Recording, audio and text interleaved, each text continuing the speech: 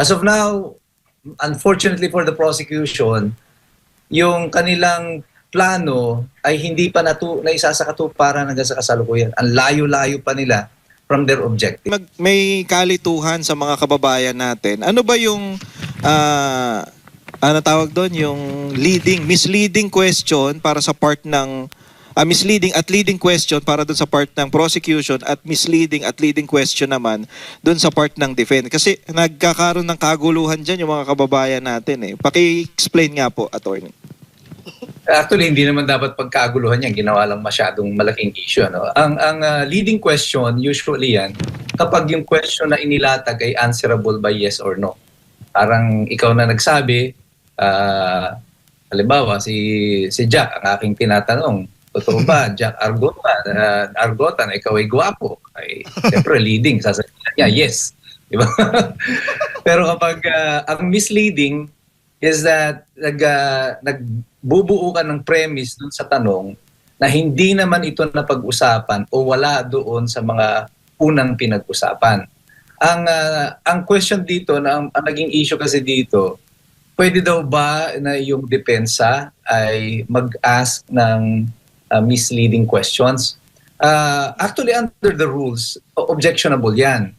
Pero hindi ibig sabihin nun, hindi susubok ang depensa, even to ask a misleading question. Kasi ang purpose namin dyan is to test the credibility of the witness to know kung totoo ngang alam niya yung kanyang mga pinagsasasabi. Kasi if you ask them a misleading question, they can immediately correct themselves kung hindi naman yan mapuna ng prosecution or the one who presented the witness.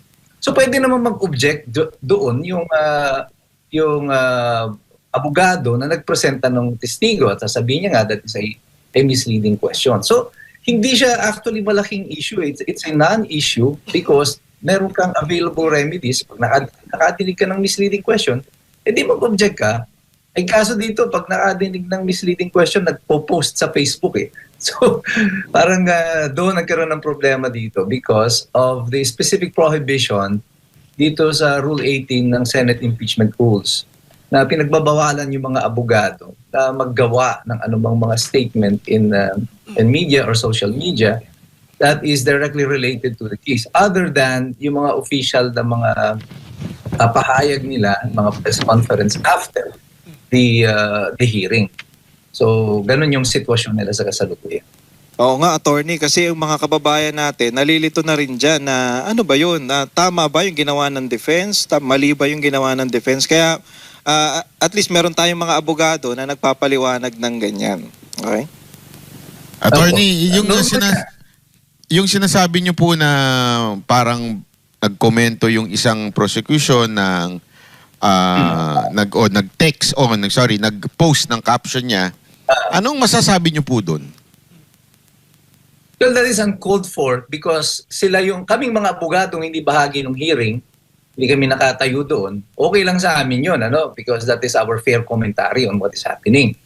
But sila na directly involved doon sa kaso because they are part of the process itself, the rules on impeachment applies to them. Nag-a-apply yun sa kanya. At dito pinag-uusapan nga yung Rule 18 na may prohibition sa kanila. It's like a gag order para sa kanila na maggawa ng mga komentaryo na magkakaroon ng diretsong epekto doon sa outcome ng kaso or may shape a public opinion regarding the case because all of that should happen doon sa korte mismo sa impeachment hearing, hindi dito sa mga social media post nila. Ang problema dito sa mga abogado, parang naiinggit yata sa banateros, parang gusto na rin maging mga vloggers.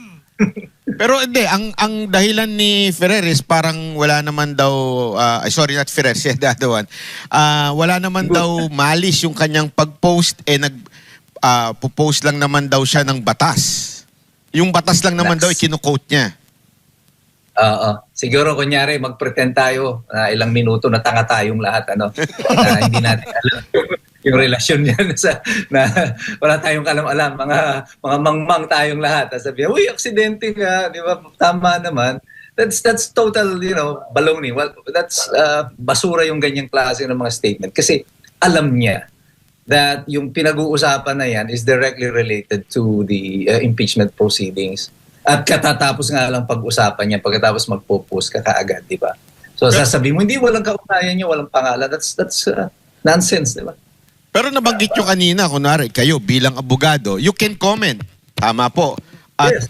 Pero yung mga abogadong nandun, ibig bang sabihin nun, mas mataas ang pagbabawal sa kanila na magkomento ng kahit na ano? Opo, kasi they are directly part of the process.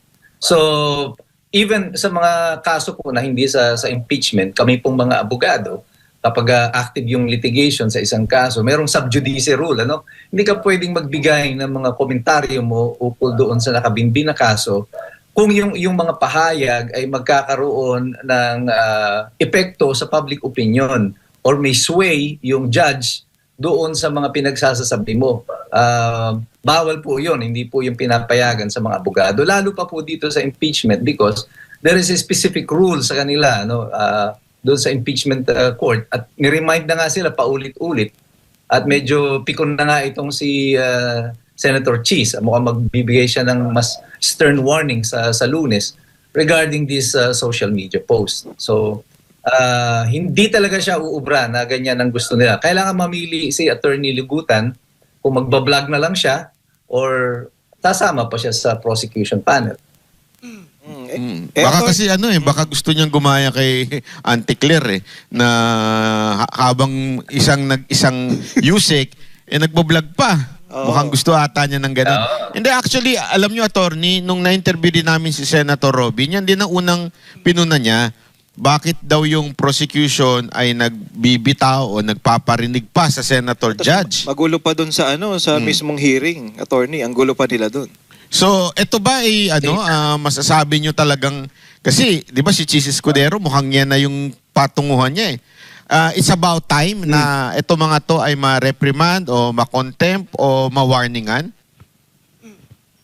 Dapat noon pa ito, kaya lang masyadong naging maluwag ang Senado, ang presiding officer sa kanila, siguro dahil ilang araw pa lang naman. Kaya lang, parang habang lumalaon yung araw, parang patindi ng patindi yung mga commentaries. Parang akala nga nila wala na sila sa hearing, parang feeling nila parang nasa SMNI lang sila, no, na nagbibigay ng kanilang mga komentaryo na nasa TV, which should not be the case.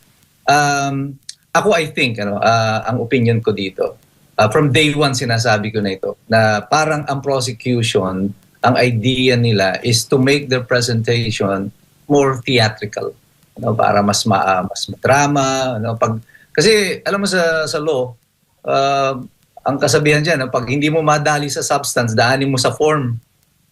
Dito feeling ko nararamdaman nila in terms of substance ng kanilang mga ebidensya, malayong-malayo pa sila in securing a conviction based on evidence. So you try to put up a performance so that it's worthy of the audience na nanonood. Ang position ko dito actually, ang hearing na ito hindi lang para sa mga senador. Dalawang korte mo rito, the impeachment court and the bar of public opinion. Itong impeachment court, wala na to, tapos na ang usapan dito eh. Kasi yung mga senador, before they started the hearing, just to be truthful about it, maging makatotohanan tayo. Bago nag-umpisa ang hearing, alam na nila yung mga posisyon nila dyan. Ma-imagine mo bang si Senator Tulfo, yung dalawang Tulfo brothers, ay boboto to acquit si Sara Duterte? Definitely not, di ba? Senator Robin, i-convict niya ba si Sara Duterte? Definitely not. So itong proceedings na ito, para na ito sa atin, ito ipalabas para sa atin to change and to shape our hearts and mind ukol sa ating opinion kay Sara Duterte. But I think in both form and substance, kung ang intention nila ay i-shape nila or bigyan tayo ng panibagong opinion tungkol sa Vice President Sara, mukhang nagiging failure ang prosecution dito in both fronts. Attorney, yung sa naman, yung hindi lang abogado yung mga may ingay ngayon eh, lalong-lalo na yung mga congressman. So parang after ng hearing, lagi silang may pa-presscon. Ano na bang masasabi nyo dito? Tama ba itong ginagawa nila o naapektuhan ba yung trial dahil sa ginagawa nitong mga to? O parang parehas din ba to ng regular na trial na hindi mo pwedeng ikwento o hindi mo pwedeng ipagsabi yung merits ng kaso? Tama po ba, attorney? Paki-explain nga po. Tama po yun. makikita mo dito the difference between the press conference ng depensa at saka ng prosecution. Ang depensa, laging si Attorney Poe lang ang nagsasalita. And very limited yung kanyang sinasabi. He seldom touches yung mga pinag-usapan, yung mga legal arguments sa kanyang mga pahayag. Nagfo-focus lang siya like a summary of what actually happened.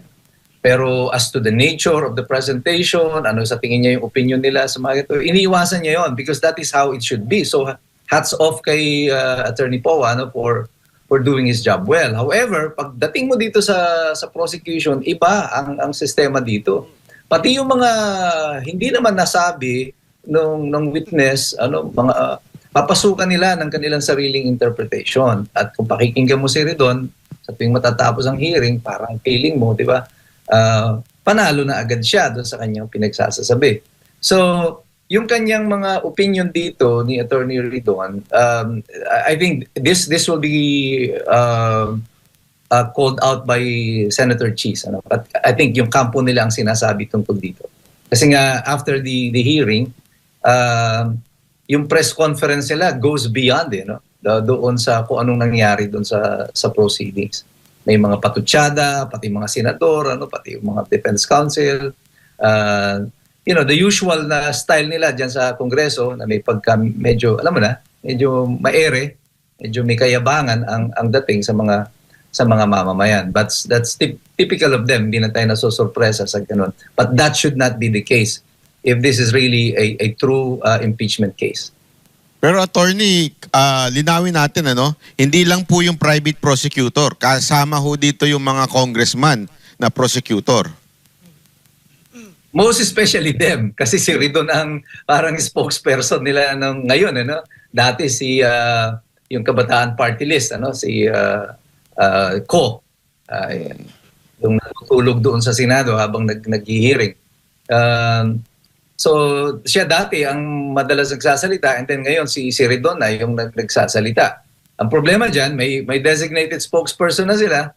Yung mga abogado, may sarili pa. May mga post pa sila at nagko-commentary din sila. So, pero parang parang disorganized yung prosecution insofar as media coverage, social media coverage is concerned.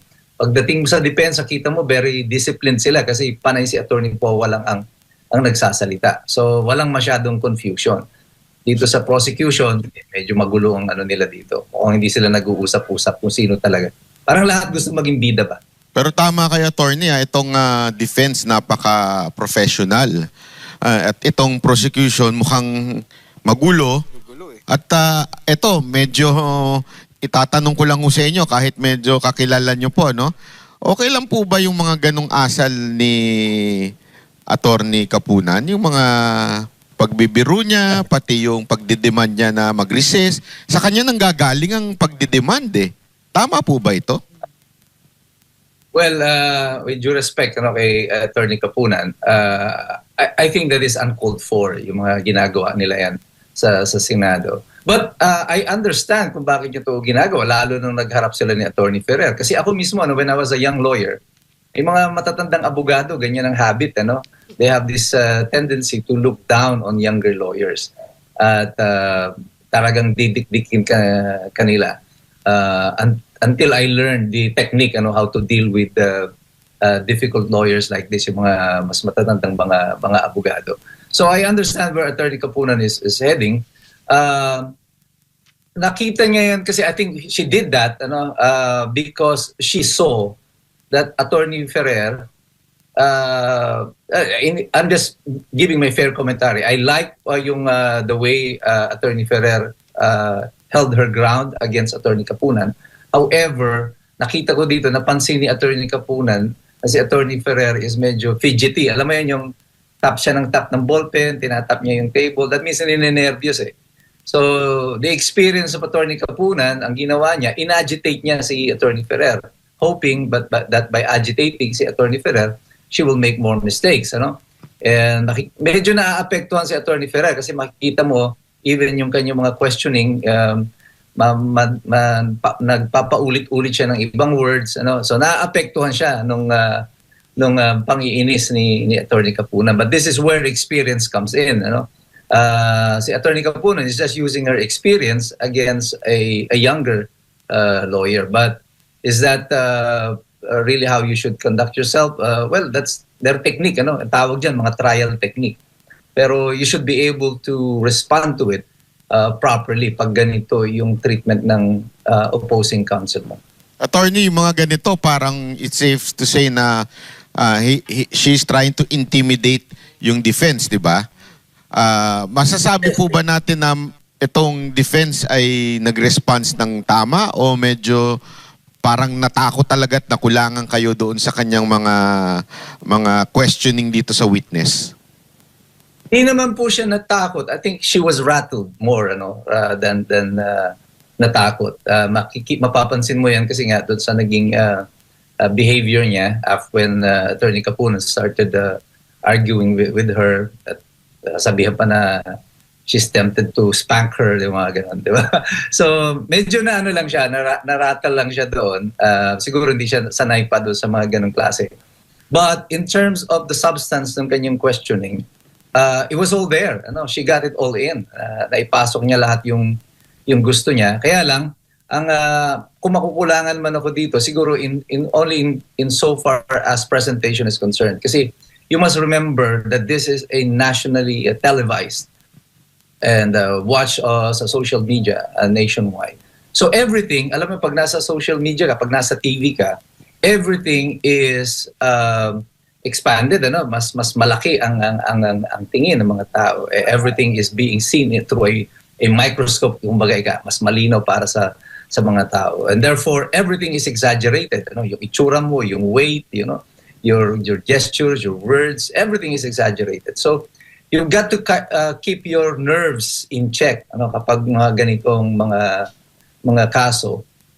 Don't let the emotions get the better of you, because yung mga seasoned lawyers kagaya ni Attorney Kapunan will know exactly how to play you kapag nakita niyang naapektuhan ka. And that's exactly what she did.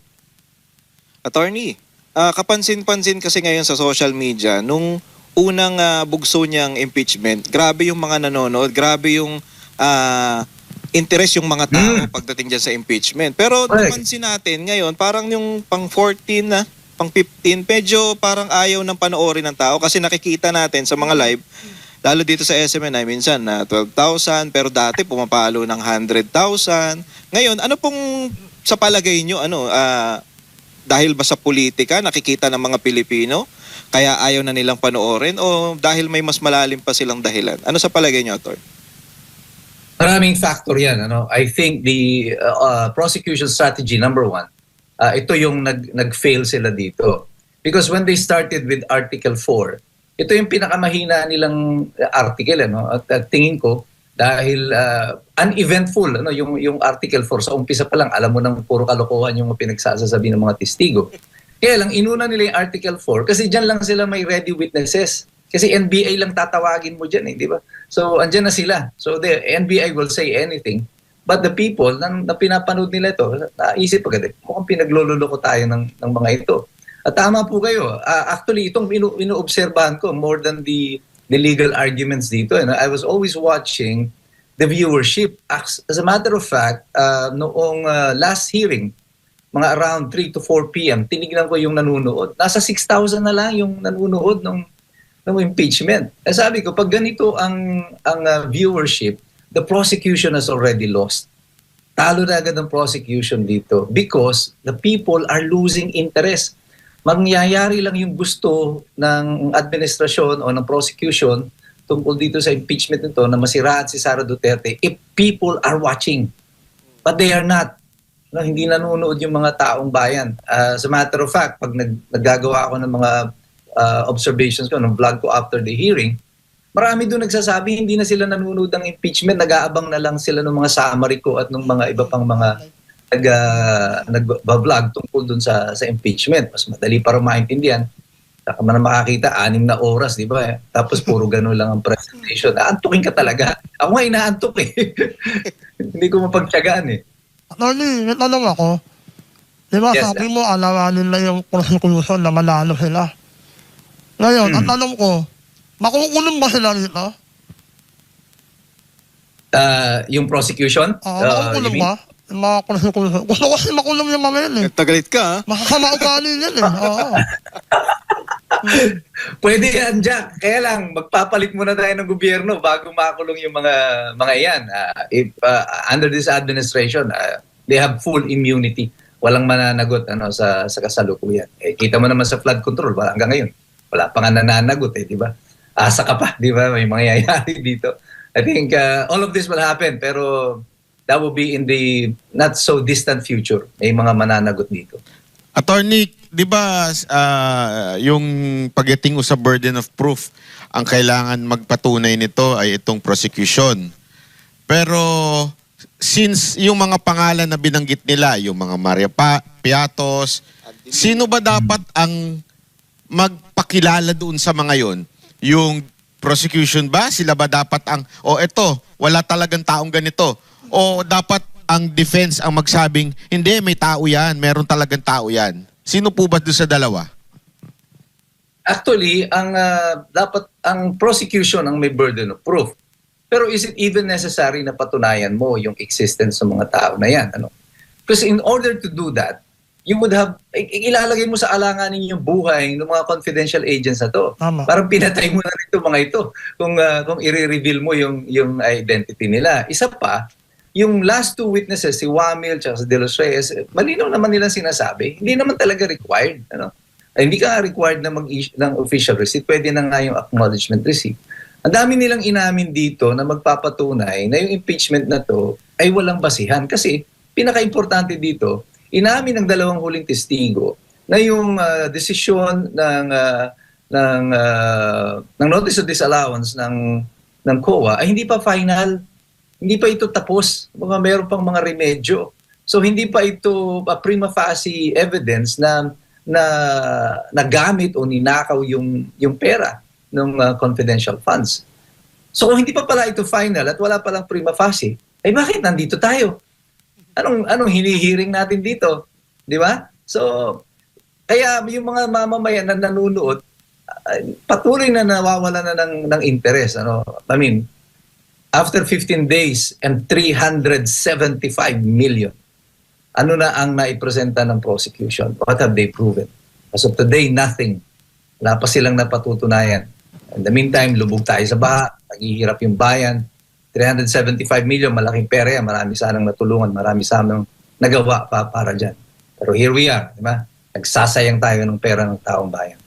Attorney Mike, may kasi, meron sinabi si Bam Aquino, alam naman natin na mga alias-alias yung nandyan sa confidential funds, yung mga Maria Piatos, Andy Lim, alam naman nating mga alias yan. Pero may sinabi siya na meron daw tayong batas na bawal daw gumamit ng alias. Nga ito, attorney, medyo naguguluhan kami dyan sa sinasabi ni Bam Aquino. Yung sinasabi niya na yan, yung illegal use of alias, is that if you use your alias openly in public, pag nagpapalit ka ng pangalan at ini-introduce mo yung sarili mo, not with your true identity but with that alias, hindi po yan applicable dito sa kaso nito because these are confidential operations na talagang kailangan mong gumamit ng alias, di ba? Kagaya nga, di ba, kaya nga nauso yung mga pelikulang Agent 007, di ba? James Bond. Si Tony Ferrer noon, Agent X44.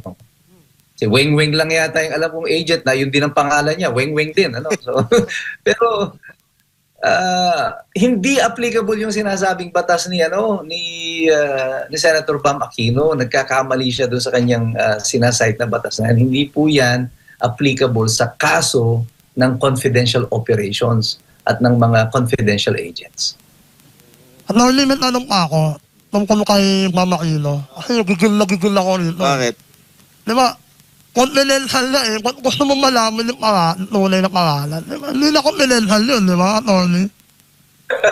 Exactly. Kaya yung term mismo ang nagsasabi na kung bakit siya kailangan ng alias. Confidential nga eh. Yeah. Di ba? Eh kung parang nakahamak na rin yung mga, siyempre alam naman natin na mga military officer yan. Mga nasa service yung mga yan. Eh kung wag sila tunay na pangalan, namatay na lahat yan, di ba? Diba? Oh, exactly. Alam nyo, noong 1991, ako ay Estudyante pala ako ng batas, nagtatrabaho ako sa Malacanang. Kung natatandaan nyo si Father Balweg,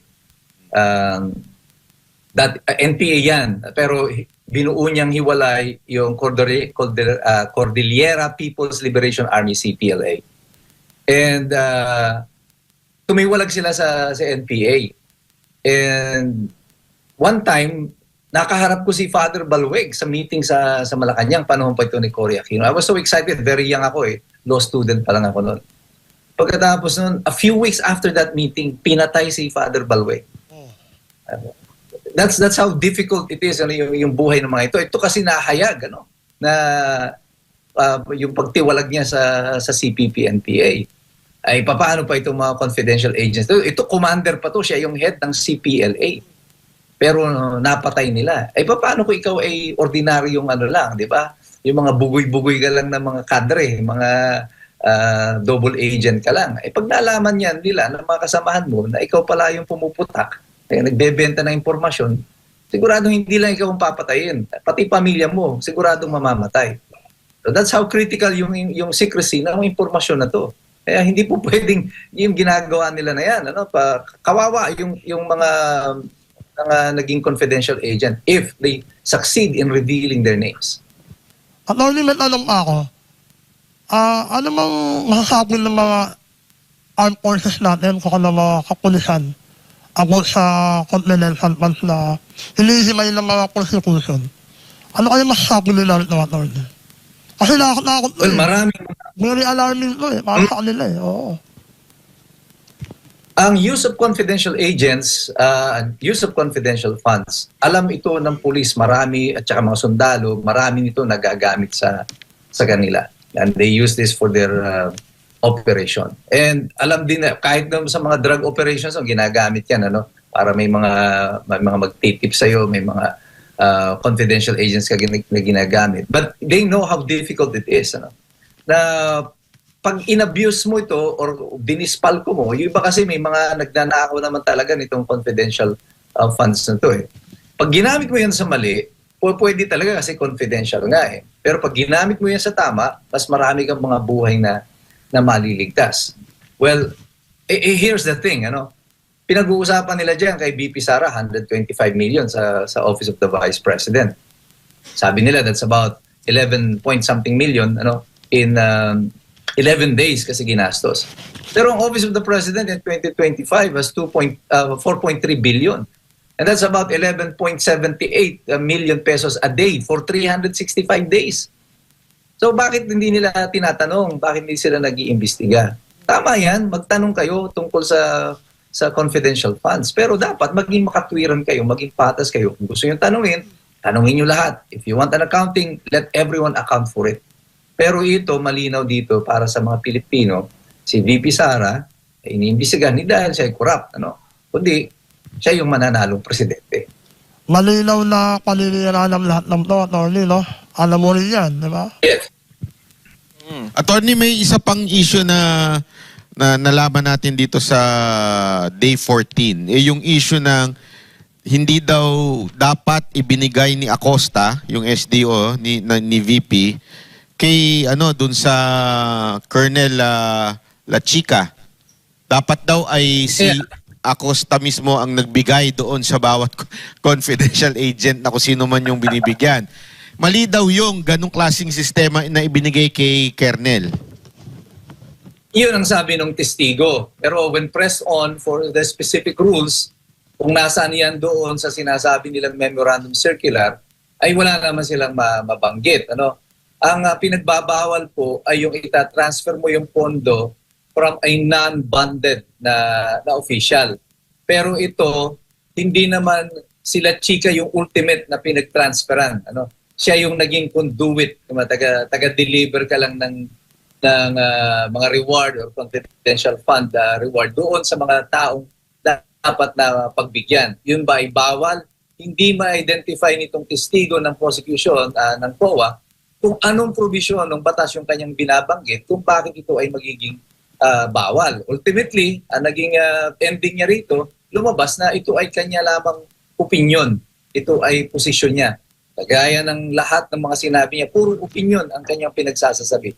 Ay, ang tawag ko dito, yung ginawa nila sa mga witness na to, inaangguluhan. Alam mo yon, para magmukhang meron kahit wala. Parang, halimbawa, gusto mong kuhanan ng magandang litrato yung babae, kaso pangit siya sa harapan. Pero sexy naman. O sabi mo, sige, tumalikod ka na lang. Ito na lang, kukunan kita sa likod para magmukha ka pa rin maganda. That is exactly what is happening with the prosecution sa kanilang presentation of evidence. All of the evidence that they have presented so far, inaangguluhan nila para yung wala, magmukhang meron. Para yung pangit, magmukhang maganda. Eh, alam ko, si Sir Jack, maraming kilalang pangit ito. Kaya alam niya kung paano anggulohan yan. So, attorney, parang pinapalabas lang nila dito na talagang sa base doon sa mga nakita nating ebidensya at doon sa mga testigo, parang pinapalabas lang talaga nila. Gusto nilang siraan si VP Sara, no? I think that's very clear. Ano? Para sa mga tao, yung mga may utak pa na nag-iisip. From day one, alam na natin yan, what this is all about. Alam natin kung bakit kinulong si Marcoleta, bakit kinulong si Mike the Defensor. Alam natin bakit si Jinggoy ay nasa sa piitan, di ba? Alam natin bakit ang binabanatan ngayon ng mga kaso ay mga nasa oposisyon at wala sa administrasyon.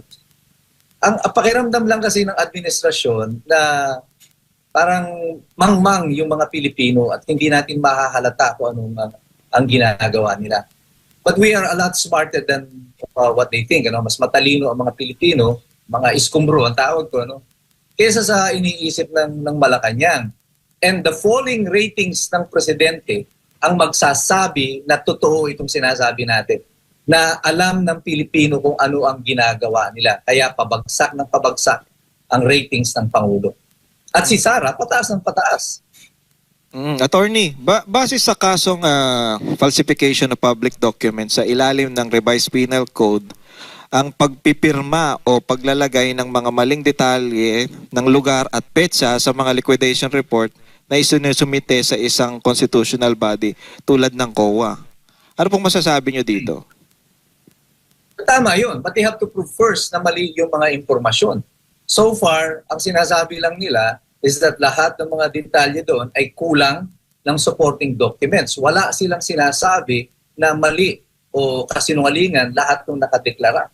Ang sinasabi pa ng COA, meron pa lang silang mga hinahanap na mga dokumento, kaya nga may period of compliance pa yan at may pwede pang mag-challenge ang Office of the Vice President regarding the findings of COA.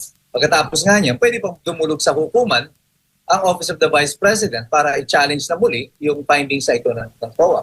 So everything that they said, hindi pa yan fact. Ano? It is disputable presumptions pa lang yan. Dahil may laban pa. Hindi pa yan totoo. Hindi pa nila pwedeng sabihin na as a matter of fact na ito na nga yung sitwasyon. So hindi automatic porkit sinabi ng COA na ganyan ay meron agad falsification. They have the burden of proof to prove na ginawa ng Office of the Vice President yan na mag-falsify ng mga dokumento. Attorney, kung ibig sabihin, sinasabi lagi na ito ay preliminary pa lang. So, pwede bang ma-dismiss to ng maaga dahil hindi pa naman ito final? Well, ang problema dyan, dahil nga hiwa-hiwalay yung articles at base doon sa napag-agreehan na schedule, tatapusin muna ng prosecution lahat ng kanilang articles. So, unfortunately, ay uubusin natin itong tatlong, yung 4 na articles of impeachment, yung full 90 days na ito. At parang alam mo, parang torture sa ating lahat itong presentation na ito. And we have to finish this hanggang sa dulo bago pa lamang makapagdesisyon ang Senado ukol dito. So talagang walang takas, attorney, no? Tatapusin talaga natin. bago pa umabot na lahat ng oposisyon, ubus na, nakakulong na. Malamang. Oo. Hindi tayo aabot. Ang pinakamasakit dyan, Sir Jack, hindi lang yung 90 days, ano? Yung 2.3 billion na gagastusin para sa impeachment. Yun ang mas masakit. Ano yung ginagawa nila naman yung Pilipino, no? Ano ba mas mahal? 125 million? O magkano 2.3 billion? Ano ba? 2.3 billion ang gagastusin nila. Nasisaraan ako ng bike eh.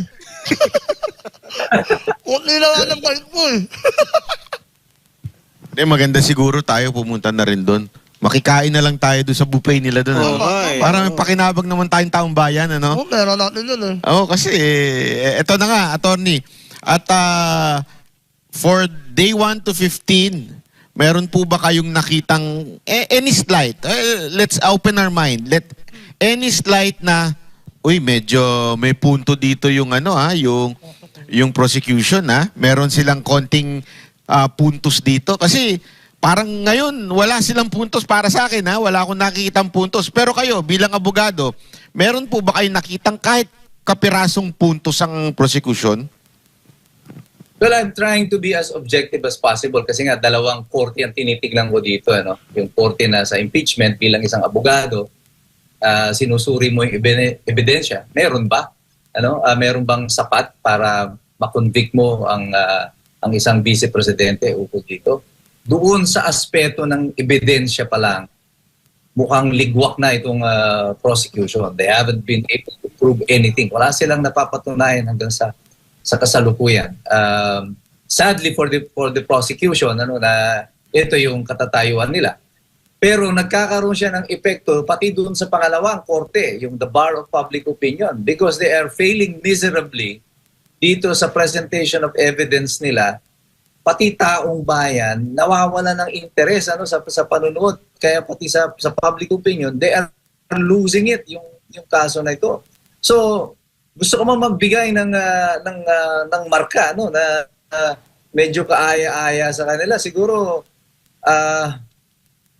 wala talaga hindi ko masabing kahit in terms of presentation attorney, baka yung lipstick ng isa hindi niyo nagugustuhan.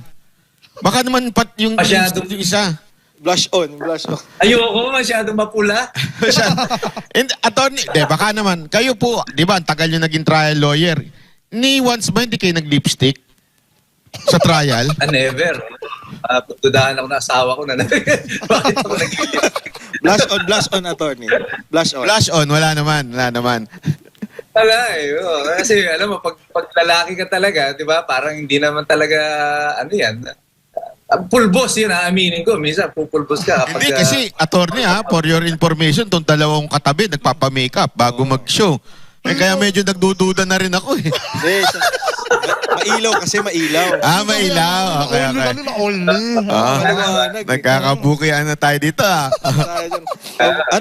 Attorney, dito naman sa anong mangingibabaw na ang confidentiality clause sa loob ng isang administration joint circular o yung kapangyarihan ng Kongreso na mag-issue ng subpoena